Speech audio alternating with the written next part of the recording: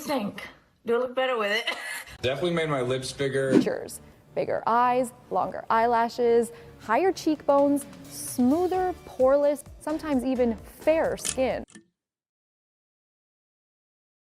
Lately, I've been seeing beauty filters everywhere to the point where the negative implications are making headlines.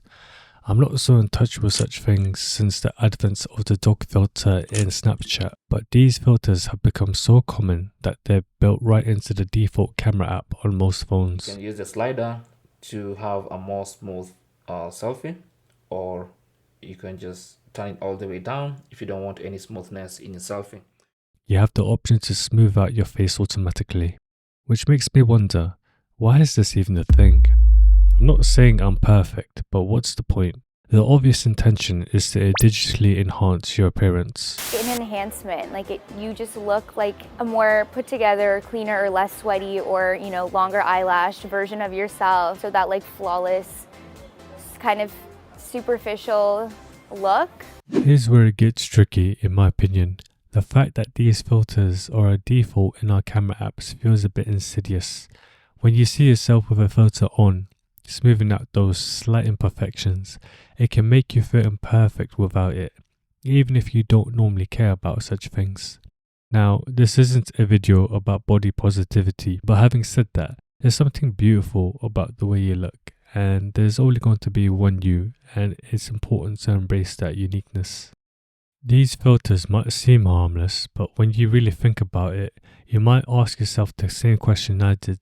Why is this a default feature? I think this affects everyone, no matter their age, and it's a bit insidious because you're seeing a false representation of yourself, which can encourage you to buy products or services to change your appearance. You have to live up to this expectation, this look that's not realistic, and it creates a world in your mind that doesn't exist. It's destructive to the identity. Now, some might say, how are these filters any different from makeup? I'd argue that makeup is generally used by those of a certain age, and there's a higher barrier to entry.